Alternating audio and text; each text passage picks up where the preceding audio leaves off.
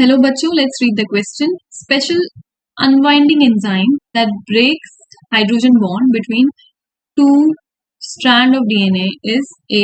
Topoisomerase, gyrase, helicase, or DNA polymerase. So the key concept used here is enzymes in DNA replication. Enzymes used in DNA replication.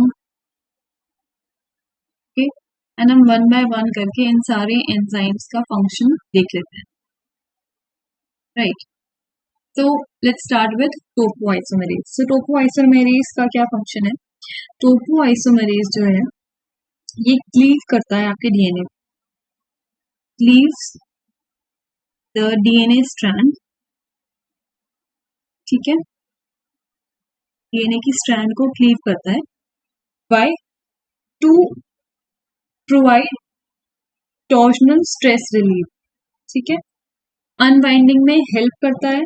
जो आपके positive super coiling हो जाती है या negative super coiling हो जाती है उसको रिलीव करता है. ठीक है, जो टॉर्शनल स्ट्रेस बन जाता है डीएनए में उसको रिलीव करता है. ठीक है, व्हाट इज टॉर्शनल स्ट्रेस?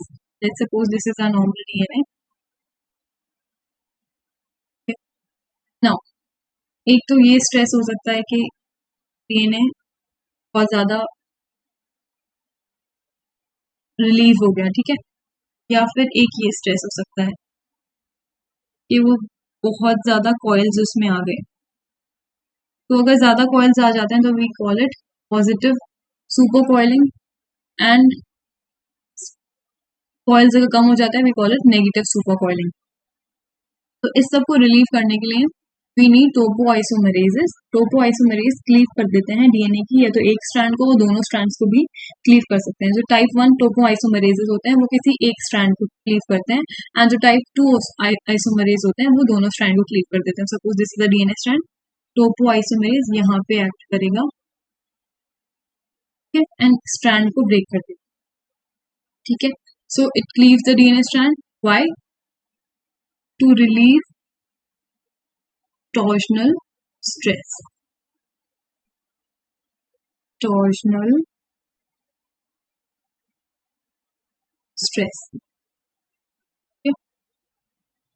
तो क्वेश्चन में पूछ रखा है कि वो एंजाइम जो कि दो स्ट्रैंड्स को सेपरेट कर. ठीक है, तो यहाँ पे दो स्ट्रैंड्स को सेपरेट नहीं कर रहा ना, वो एक ही स्ट्रैंड में कट लेकर आ रहा है. यू अंडरस्टैंड दिस थिंग कि टोपोआइसोमेरेज जो है वो क्लीव कर रहा है डीएनए की एक ही स्ट्रैंड को, दोनों स्ट्रैंड को सेपरेट नहीं कर रहा है, एक ही स्ट्रैंड को क्लीव कर रहा है. ठीक है, तो this is not the option. अब गायरेज क्या होता है? सो गायरेज इज अ सब क्लास ऑफ टोपोआइसोमेरेज. गायरेज जो है ये एक टाइप है टोपोआइसोमेरेज का जो कि बिलोंग करता है टाइप 2 टोपोआइसोमेरेज से. टाइप 2 टोपोआइसोमेरेज में गायरेज बिलोंग करता है.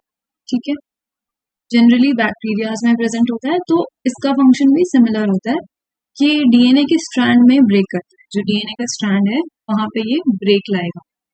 ठीक है, क्वेश्चन में आपके पूछ रखा है कि दो स्ट्रैंड्स के बीच में जो हाइड्रोजन बॉन्ड होता है, यानी कि क्वेश्चन बेसिकली ये पूछ रहा है ATGC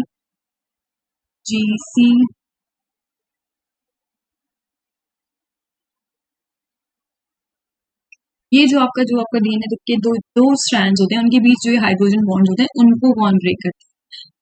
वेरी क्लियरली आपका गायरेज क्या ब्रेक कर रहा है? यहाँ पे जो फॉस्फोडाइएस्टर बॉन्ड है उनको ब्रेक कर रहा है. सो जो आपका टोपोआइसोमेरेज या गायरेज है वो आपके फॉस्फोडाइएस्टर बॉन्ड्स को ब्रेक कर. राइट इट डाउन कि ये ब्रेक करते हैं फॉस्फोडाइएस्टर बॉन्ड, ब्रेक करते हैं फॉस्फोडाइएस्टर बॉन्ड, ना कि हाइड्रोजन बॉन्ड. ठीक है, सो गायरेज भी नहीं है क्योंकि ये भी फॉस्फोडाइएस्टर बॉन्ड को ब्रेक करता है. Now helicase. हेलिकेज का क्या फंक्शन है? सो जो आपका हेलिकेज है, हेलिकेज एंजाइम है,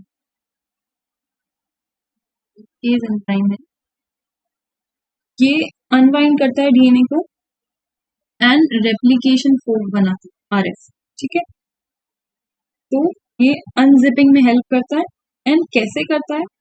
by breaking the hydrogen bonds, यानी कि ये दो स्ट्रैंड को सेपरेट करता है, क्योंकि रेप्लिकेशन आपका फूड बनता ही दोनों स्ट्रैंड को सेपरेट करके। सेपरेट कैसे होंगे? जब हाइड्रोजन बॉन्ड्स ब्रेक हो। So helicase very clearly is the answer because it breaks the hydrogen bond between the nucleotide base pairs in the double stranded DNA, right? तो जो double stranded DNA है इसमें जो ये जो base pairs हैं इसको सेपरेट करने के लिए ये बॉन्ड्स को ब्रेक करना पड़ेगा। ये बॉन्ड्स को ब्रेक करता है हेलिकेज। सो हेलिकेज आपका हाइड्रोजन बॉन्डिंग को ब्रेक करता है एंड जो टोपोआइसोमरेज है वो फॉस्फोडाइस्टर बॉन्ड को ब्रेक करता है। So this is the answer. DNA polymerase आप सबको पता है कि ये रेप्लिकेटिंग एंजाइम है। डीएनए पॉल होता है synthesis of the polymer, synthesis of DNA, synthesis of polymer. ये आरएनए प्राइमर्स की हेल्प से पॉलीमर्स को एलोंगेट करते हैं। So this is not the answer. The correct option is third, helicase. Correct option is third. With this, I hope you understood this question well. Thank you and best of luck.